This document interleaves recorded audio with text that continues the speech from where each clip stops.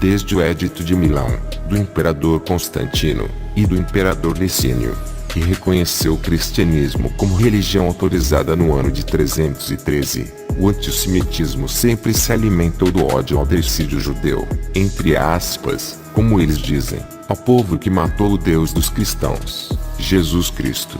Ao longo de períodos de perseguição e massacres, às vezes, embora nem sempre, se oferecia aos judeus a possibilidade de escapar da morte ou do exílio por meio da conversão.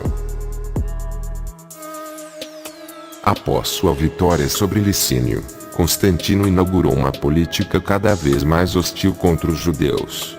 É verdade que, já em 321, foi promulgada uma lei que obrigava os judeus a preencher cargos municipais onerosos e caros, enquanto, por outro lado, os judeus que se dedicaram ao serviço de sua própria religião foram isentos em 330 de todos os serviços públicos, e aqueles que já eram curiales foram liberados da cobrança de impostos.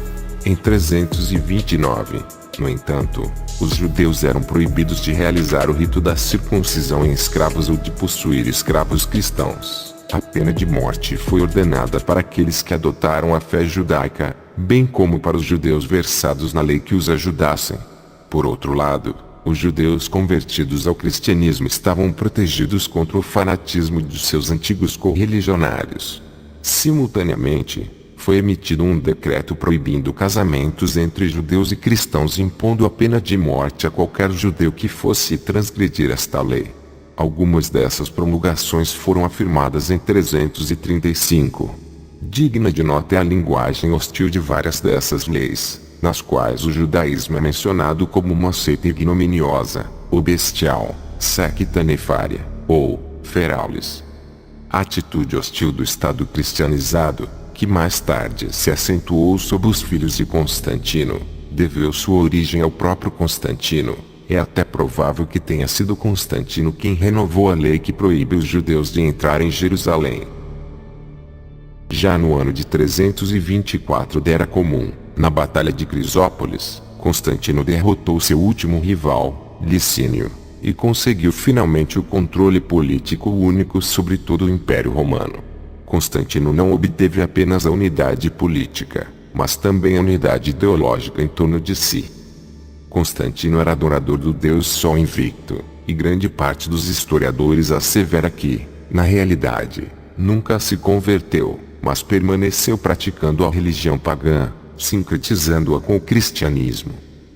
Observe essa moeda, que data aproximadamente do ano 315 da Era Comum.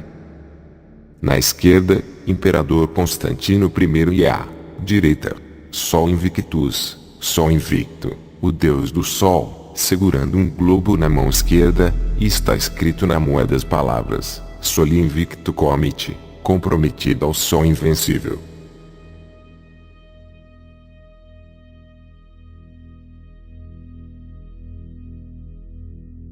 A Enciclopédia Católica afirma: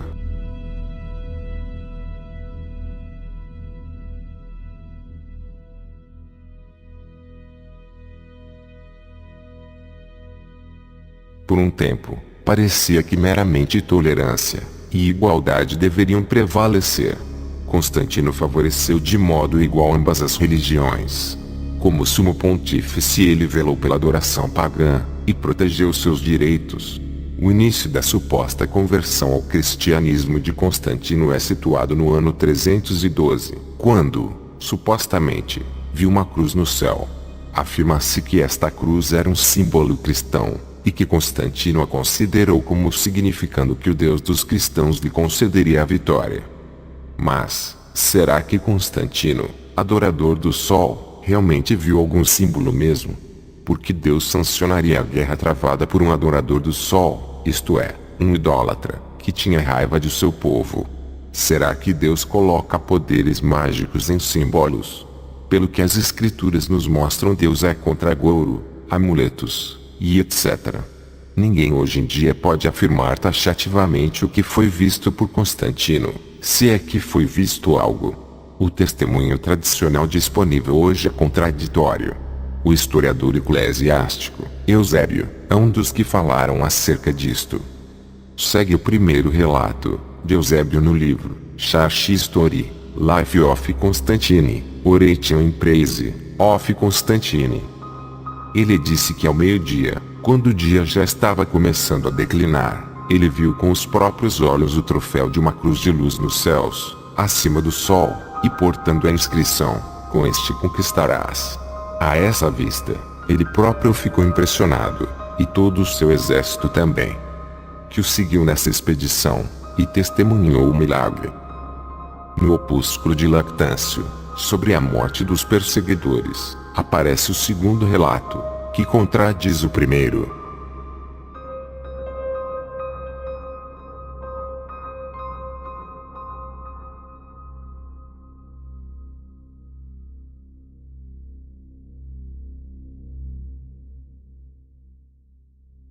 Constantino foi orientado em um sonho para fazer com que o sinal celestial fosse delineado nos escudos de seus soldados e, assim, prosseguir para a batalha. Ele fez como havia sido ordenado, e marcou nos escudos deles a letra X, com uma linha perpendicular traçada através dela e girando assim no topo, sendo a cifra de Cristo. A adoção de Constantino ao cristianismo no Império Romano era mais provável uma questão de estratégia política do que convicção religiosa. Vejamos uma moeda de Constantino. No lado esquerdo Constantino, e no direito novamente o símbolo Guiho, o suposto símbolo que Constantino teria visto. Está escrito na moeda na parte de Constantino, Constantinus, Max, Avide, que significa Constantino Imperador, máxima autoridade. Na outra moeda está escrito, Spes Publica, esperança do público, ou do povo. Em outra moeda está escrito, ao lado de Constantino, o seu nome, mais, Pio Feliz Imperador, e do outro lado da moeda, Glória ao Exército, e aparecem dois soldados segurando lanças, e escudos de cada lado, e no estandarte as letras gregas Ki e Rho.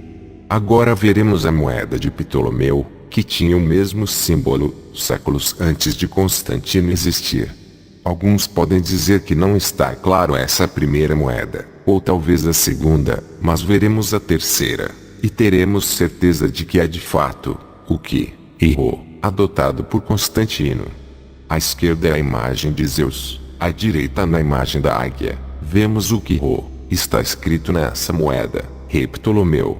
Observe, é o Ki Rho que está debaixo da águia. Ptolomeu reinou a partir do ano de 246 antes da Era Comum, e Constantino supostamente teria se convertido, no quarto século da Era Comum. Como este seria um símbolo cristão, se na época de Ptolomeu nem Jesus existia ainda. E como podemos captar, Ptolomeu, nem próximo de afirmar que ele era cristão se pode, pelo fato primeiro do cristianismo ainda não existir, e outra, ele usou a figura de Zeus na moeda. Tendo em vista que Constantino era adorador do deus Sol, sendo que o dia de adoração ao Sol era o primeiro dia da semana, domingo, Constantino sacramentou Venerabilis Dies Solis, venerável dia do Sol, em 321, da Era Comum, oficializando-se o domingo como dia sagrado.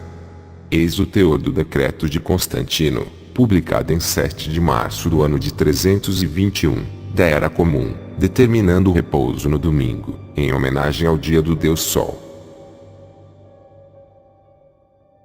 Constantino é o fundador, em parte pelo menos, da observância civil do domingo, pela qual somente a observância religiosa dela na igreja poderia ser universalizada e, adequadamente assegurada.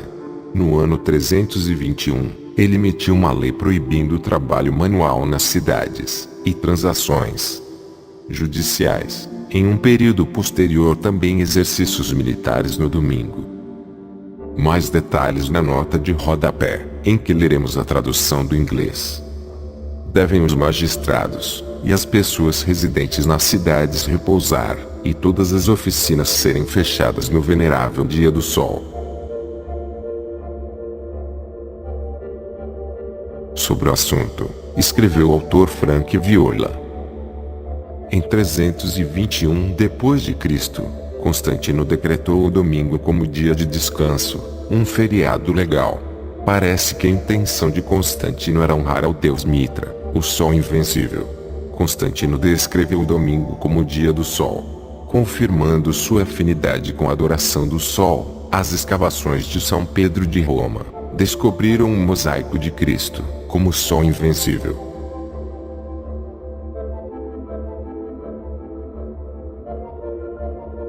Enquanto os discípulos de Yeshua guardavam o Shabat, sábado, dia instituído pelo Eterno,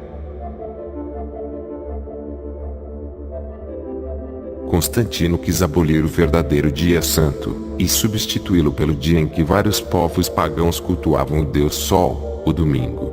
Lembra-se que os babilônios dedicavam o primeiro dia da semana, domingo, ao Deus Shamash, Deus Sol, enquanto nos Vedas cultuavam no primeiro dia da semana, domingo, o Deus Sol, Surya.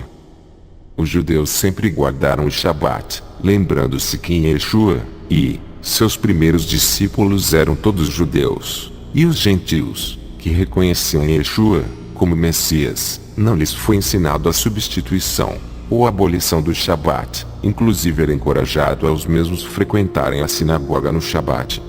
Eis o relato do historiador Thomas More. Os cristãos primitivos tinham grande veneração pelo sábado, e passavam este dia em devoção e em sermões. E isto não pode ser posto em dúvida, porque eles tiraram essa prática dos próprios apóstolos, como se percebe em várias escrituras sobre tal assunto. Mesmo com a mudança do Shabat para o domingo, os judeus se recusaram a profanar o Shabat. Por tal razão, em 363 da Era Comum, o catolicismo romano promoveu o Concílio de Laodiceia, que reafirmou a guarda do domingo e abominou a observância do Shabat, Cânon 29. Vejamos direto da Enciclopédia Católica.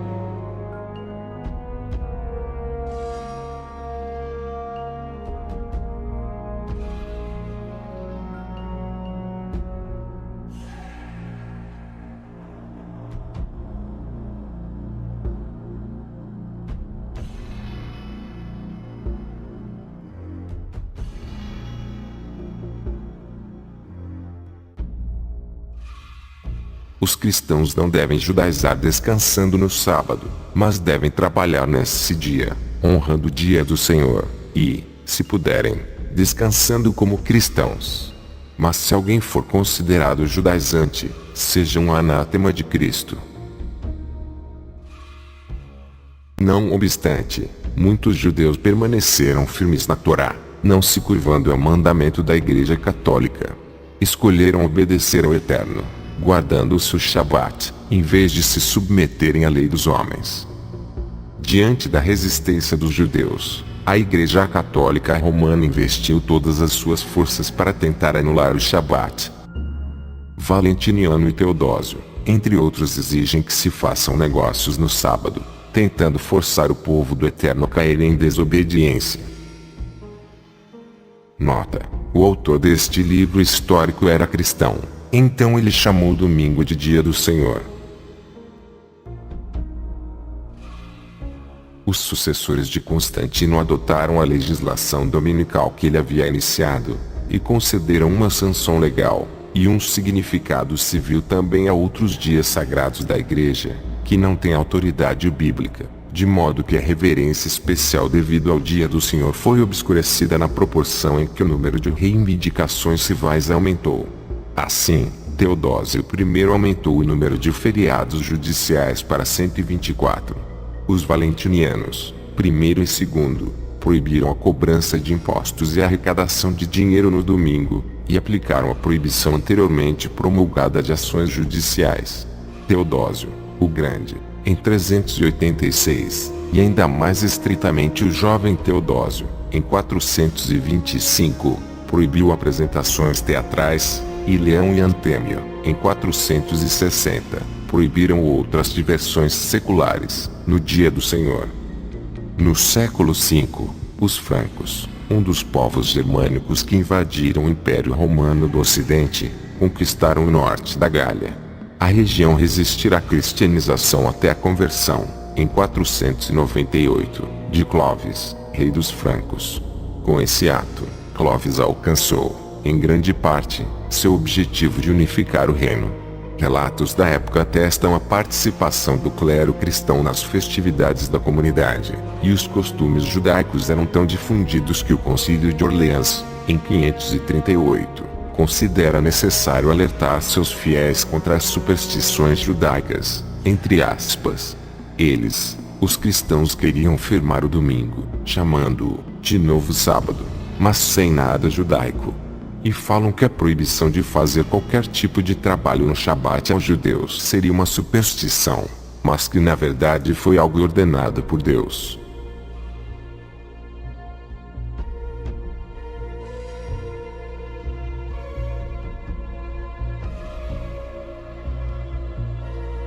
Na Pantologia, uma nova enciclopédia, compreendendo uma série completa de ensaios, tratados e sistemas, organizados em ordem alfabética, da editora Nabu Press, nos passa alguns destes pormenores.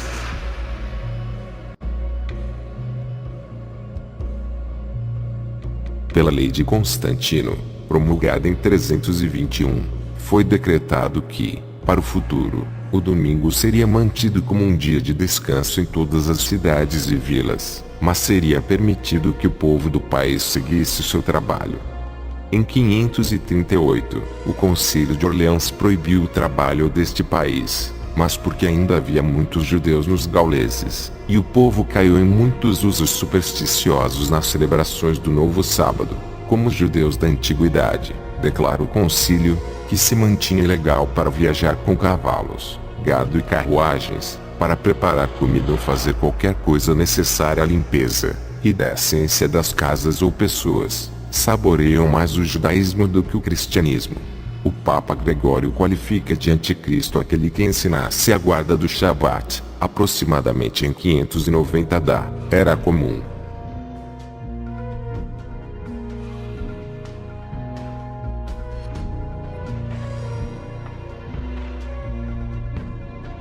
Para os cidadãos romanos, Gregório, servo dos servos de Deus, para seus filhos mais amados, os cidadãos romanos.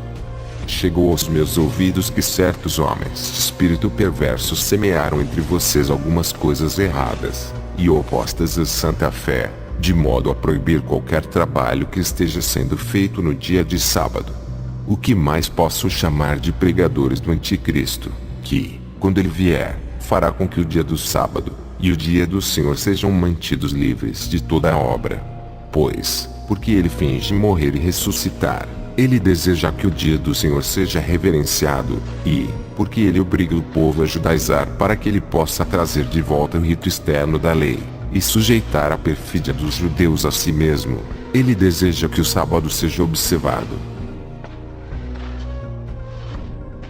Pois o que é dito pelo profeta: você não trará nenhum fardo através de seus portões no dia de sábado.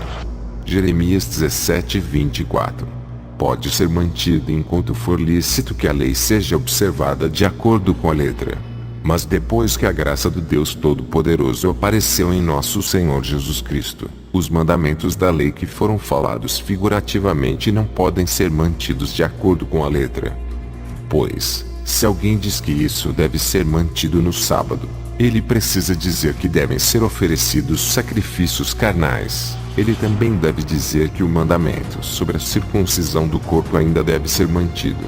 Mas ouço o apóstolo Paulo dizendo em oposição a ele: se você é circuncidado, Cristo não lhe serve de nada. Gálatas 5:2. Seriam necessárias várias horas para se narrar as atrocidades que foram cometidas pela Igreja Católica.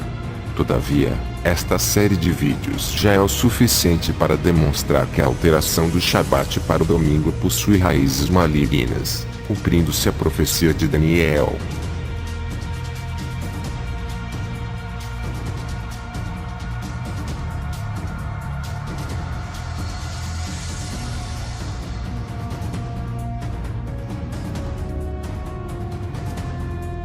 A Igreja Católica Romana confessa expressamente que alterou o Shabat para o domingo, mesmo sabendo que biblicamente o Shabat é o dia sagrado. Não afirma o catolicismo que o domingo possui fundamento nas Escrituras, mas sim que a Igreja tem poder para alterar o dia santo, isto é, a autoridade do Papa é superior à autoridade da Bíblia. Eis a Igreja Católica confessando seu próprio delito. O Papa pode modificar as leis divinas, visto seu poder não provir do homem, mas de Deus, e age como substituto de Deus na terra, com o mais amplo poder de ligar e desligar o rebanho.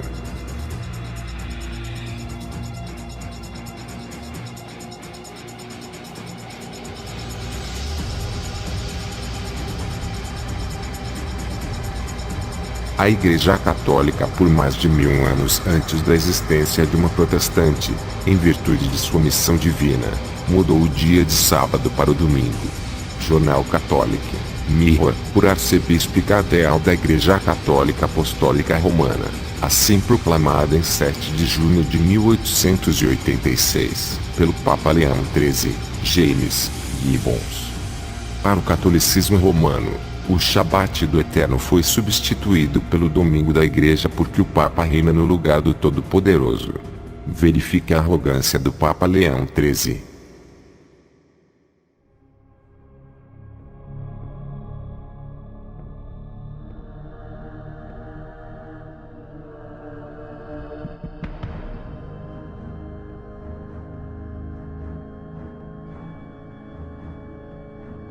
Mas desde que nós temos nesta terra o lugar do Senhor Todo-Poderoso, Papa Leão XIII, em carta encíclica de junho de 1894.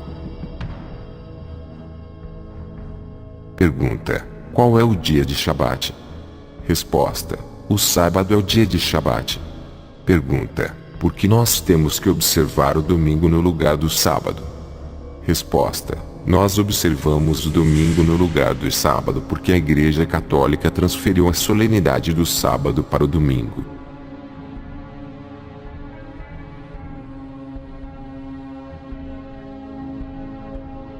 Porém, deve-se ler a Bíblia de Gênesis a Apocalipse, e não se encontrará uma única linha autorizando a santificação do domingo.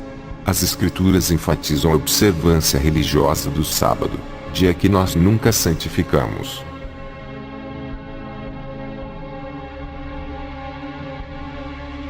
É importante citar declarações de autoridades do catolicismo romano, como já lemos, e agora vem mais uma.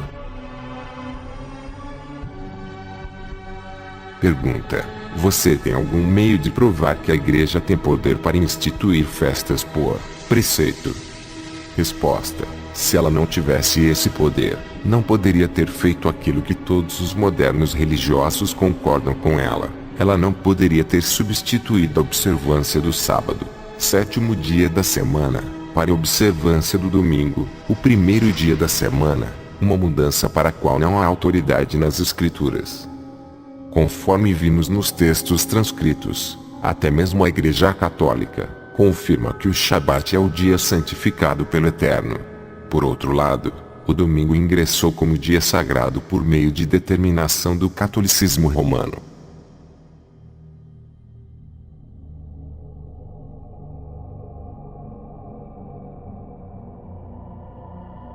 Muitos protestantes sabem a verdade acerca do Shabat, e reconhecem que o domingo é uma farsa. O próprio pai, entre aspas, do protestantismo, Martinho Lutero, escreveu: eles dizem que o dia do Shabat foi mudado para o dia do Senhor, contrariamente aos 10 mandamentos. Nenhum exemplo é enfatizado, e é alegado tanto quanto a mudança do dia do Shabat. Eles dizem que grande é o poder e autoridade da Igreja, pois ela dispensou um dos 10 mandamentos. O pai da Reforma Protestante declara que a Igreja Católica Romana não poderia alterar um dos 10 mandamentos. Porém, o próprio protestantismo é fiel à Igreja Católica ao guardar o domingo. No ano 325 da Era Comum, ocorreu o Concílio de Nicéia. No mencionado Concílio de Nicéia, presidido pelo imperador Constantino, não participaram os israelitas, que foram rotulados de hereges pelo oficial cristianismo gentílico, o catolicismo romano. O Concílio de Nicéia foi muito importante para o cristianismo, de onde se espalharia pelo mundo, deixando em seus caminhos históricos as marcas de conversões forçadas, de derramamento de sangue e assassinatos. Ademais, de forma ainda mais marcante, o cristianismo é a religião do antijudaísmo, como ficou bem claro no decorrer dos últimos quase 2 milênios, pois, para justificar sua própria existência, a nova religião romana não apenas procurou afastar-se de suas fontes judaicas, oriundas dos primitivos seguidores judeus de Yeshua, mas decidira, induvidosamente, destruir os próprios israelitas, para que se consumasse a tese que ficou conhecida como teologia da substituição, cuja premissa é esta: uma vez que a igreja foi levantada para substituir o povo judeu, os judeus deveriam ser eliminados, porque seriam um entrave, nesse novo cenário, para a supremacia cristã, conforme um dos textos mais coloridos de antissemitismo do Novo Testamento. Os judeus não somente mataram o Senhor Jesus e os profetas, como também nos perseguiram, e não agradam a Deus, e são adversários de todos os homens. 1 Tessalonicenses 2, verso 15, como diz na Bíblia Ave Maria, edição católica, versão de 1967, nota de rodapé. Os judeus eram agora rejeitados por Deus. Esse pensamento malvado serviu de pretexto, máxime pela mentira de que foram os judeus que assassinaram o Messias Deus que eles criaram, para respaldar a tese de ser a vontade de Deus, entre aspas, a promoção de toda sorte de perseguição do povo de Israel, nestes quase 20 séculos de história da Igreja. Consta que compareceram ao concílio de Nicéia uns 250 a 318 bispos, apenas uma minoria do total, e a maioria dos que compareceram era da região de língua grega. Nem mesmo o Papa Silvestre I compareceu. Um dos propósitos do concílio foi resolver as divergências que surgiram dentro da Igreja de Alexandria sobre a natureza de Jesus. A controvérsia ariana surgiu em Alexandria quando o recém-reinstaurado presbítero Ário começou a difundir visões doutrinárias contrárias às de seu bispo, Alexandre de Alexandria. Alexandre acreditava que Jesus era Deus. Já Ário dizia que Jesus tinha sido como o primeiro e mais importante ato da criação, e filho de Deus. Mas aí não muda muito por ficaria como uma divindade menor. Ambas crenças idólatras, e que não encontram aval no Taná.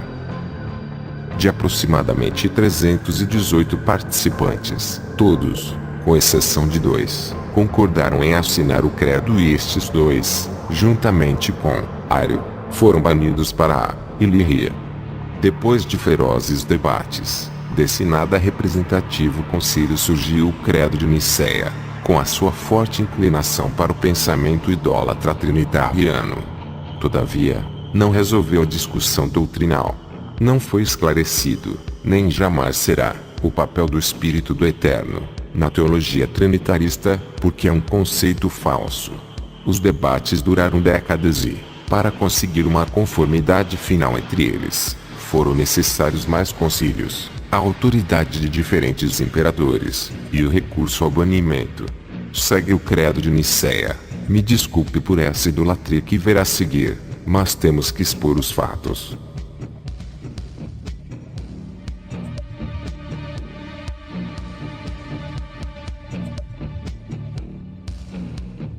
Cremos em um Deus Pai Todo-Poderoso, Criador de todas as coisas visíveis e invisíveis, e em um Senhor, Jesus Cristo, o unigênito do Pai, isto é, da substância, Ectesúses, do Pai, Deus de Deus, luz da luz, verdadeiro Deus do verdadeiro Deus, não gerado, consubstancial ao Pai, através do qual todas as coisas foram feitas no céu e na terra, e para nós, homens e para nossa salvação, desceu, encarnou e foi feito homem, sofreu e ressuscitou no terceiro dia, subiu ao céu e virá para julgar os vivos e os mortos. E no Espírito Santo. Aqueles que dizem, houve um tempo em que ele não existia, ou que antes que fosse gerado ele não existia, ou que ele foi criado daquilo que não existia, ou que sustentam que ele é de outra hipóstase ou outra substância, diferente do Pai, ou que o Filho de Deus é criado, ou mutável, ou sujeito a mudanças. Eles, a Igreja Católica, anatematiza. O concílio adotou a ideia idólatra de que Jesus era da substância, homoousios, do Pai. Esse termo que não aparece em nenhum lugar na Bíblia, mas tem sua origem na filosofia grega, isto é, no paganismo, e formou a base da doutrina da Trindade que mais tarde foi incluída no credo da Igreja. Por volta do fim do quarto século, a doutrina da Trindade já existia na forma que conhecemos hoje, incluindo o Espírito Santo como a suposta terceira parte da divindade. Para a formulação do dogma da Trindade, a Igreja teve de elaborar uma terminologia própria, com a ajuda de noções de origem filosófica, substância, pessoa, ou hipóstase, relação, etc.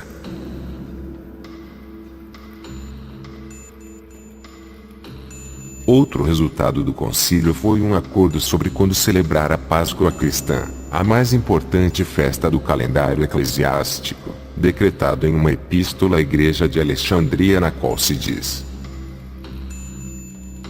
nós também lhe enviamos as boas novas do acordo relativo à Sagrada Páscoa, isto é, em resposta às suas orações, esta questão também foi resolvida. Todos os irmãos do Oriente que até o momento seguiram a prática judaica, a partir de agora, observarão o costume dos romanos, e vocês, e todos aqueles que observaram a Páscoa desde o começo. Em 381 da Era Comum, o Concílio de Constantinopla confirmou o credo niceno. E acrescentou-lhe algo mais. Chamou o Espírito Santo de Senhor, e doador da vida. Vejamos, a atualização, entre aspas, deste credo idólatra.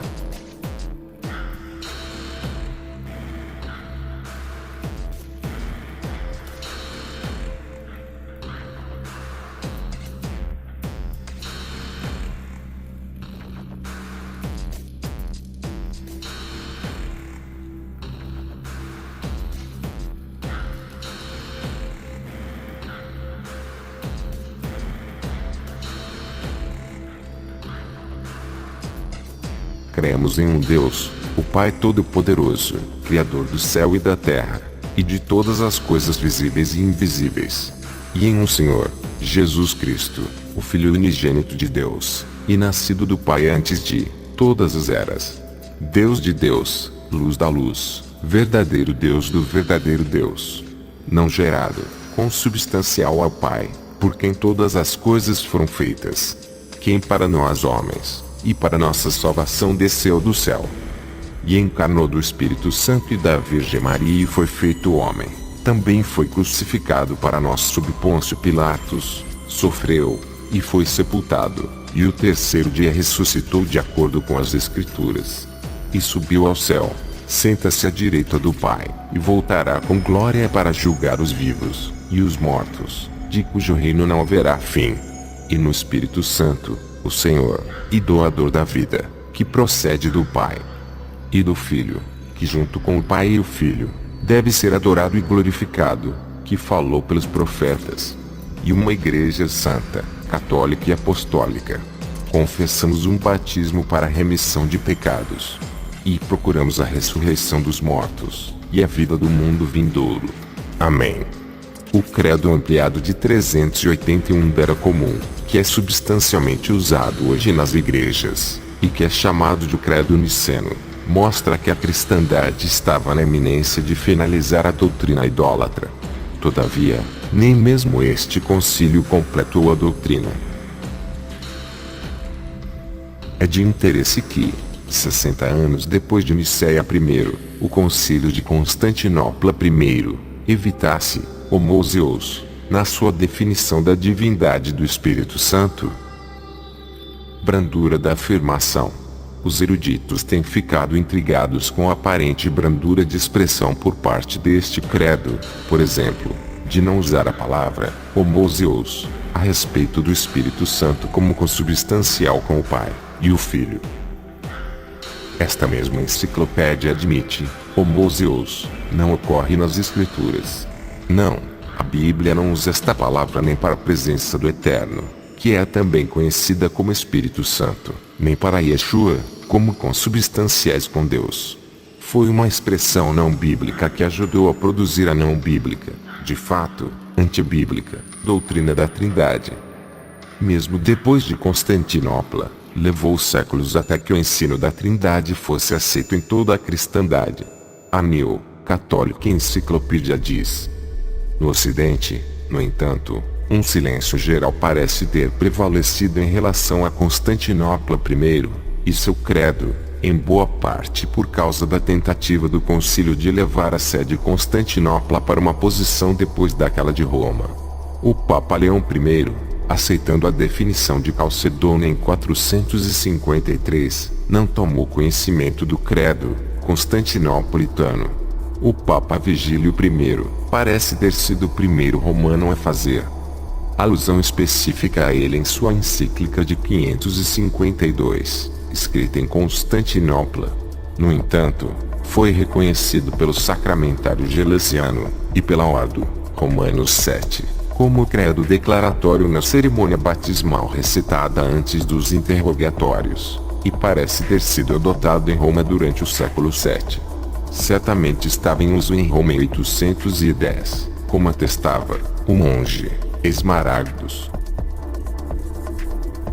Esta fonte mostra que o credo do Concílio de Constantinopla só foi amplamente reconhecido no Ocidente no sétimo ou no oitavo século. Essas doutrinas que já nada mais tinham a ver com a fé da Torá, cada vez mais levavam as pessoas em que nela acreditavam e leva, nos dias de hoje, os que nela acreditam, para longe do Todo-Poderoso.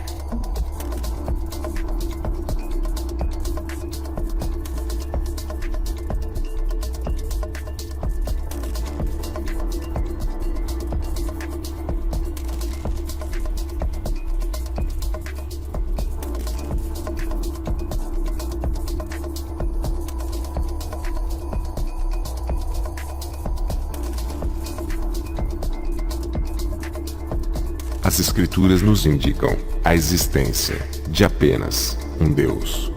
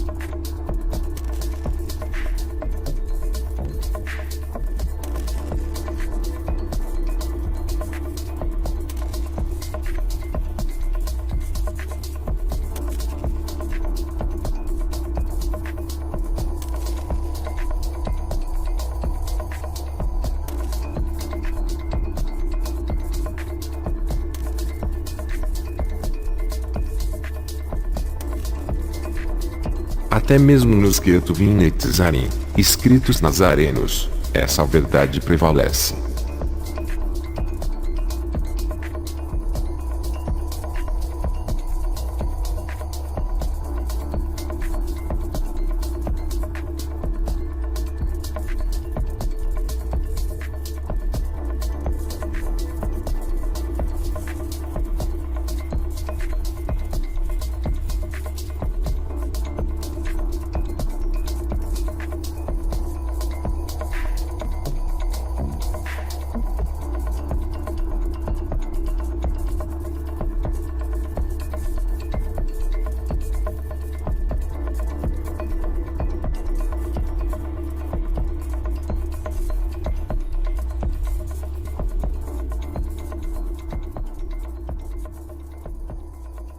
A unidade divina é o princípio central das Escrituras. A existência e a unidade de Deus andam lado a lado. Quem não crê na unidade absoluta de Deus, na verdade não crê em Deus, ou melhor, crê em um Deus que não existe. Crer na unidade divina é saber que a fonte de todo o poder é Deus. A unidade de Deus significa que Ele é um, singular e indivisível. Significa que Ele é a única fonte de poder no universo. Nada se compara a Ele. O que é conhecido como Espírito Santo, nada mais é que uma forma de falar do próprio Criador, pois Ele é um ser espiritual.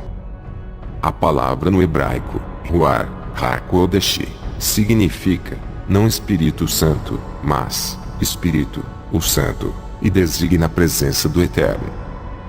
Ele, isto é, a sua presença, é derramada sobre as pessoas que cumprem seus mandamentos, que fazem a sua vontade.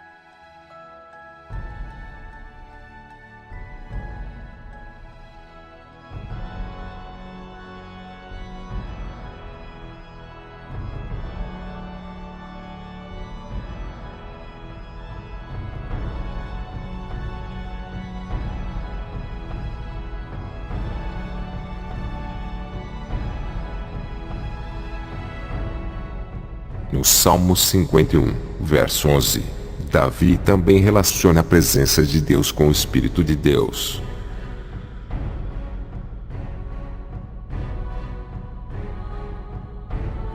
Quando o povo de Judá estava cativo em Babilônia, Ezequiel recebeu a mensagem de Deus que os traria novamente para sua presença.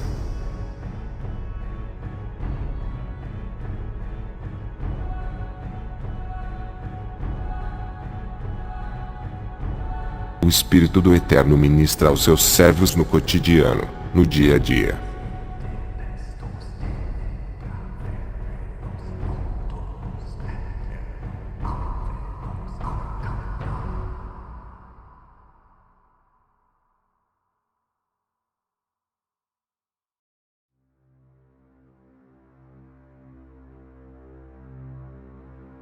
O Edito de Tessalônica, também conhecido como Cunctus Populus, ou de Fide Católica, foi decretado pelo imperador romano Teodósio em 24 de novembro de 380, pelo qual estabeleceu que a religião católica tornar-se-ia a religião de Estado exclusiva do Império Romano, abolindo todas as outras religiões.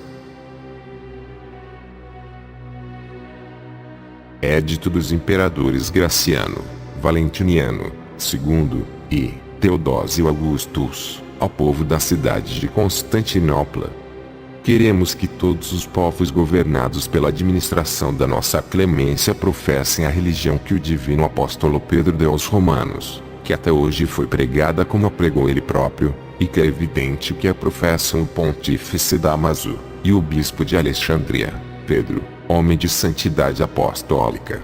Isto é, segundo a doutrina apostólica e a doutrina do Evangelho, cremos na divindade única do Pai, do Filho e do Espírito Santo sob o conceito de igual majestade, e da piedosa Trindade.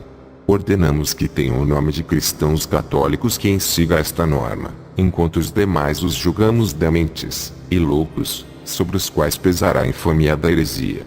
Os seus locais de reunião não receberão o nome de igrejas, e serão objeto, primeiro da vingança divina, e depois serão castigados pela nossa própria iniciativa, que adotaremos seguindo a vontade celestial.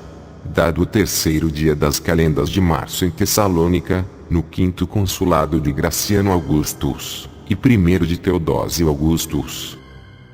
Com este édito, o Império Romano na íntegra passava a ter uma nova religião oficial depois de 67 anos de liberdade de culto. O panteão romano fora complementado ao longo de muitos séculos com os deuses, deidades e lares domésticos, com o culto aos próprios antepassados, e até mesmo com divindades pré-romanas que foram assimiladas durante o processo de romanização em muitos lugares do Império. Todo esse lixo idólatra foi substituído por outra idolatria, a Trindade. Vimos neste édito em que o apóstolo Pedro foi chamado como divino, para vermos como a idolatria católica é latente. Mas será que Pedro foi o primeiro Papa?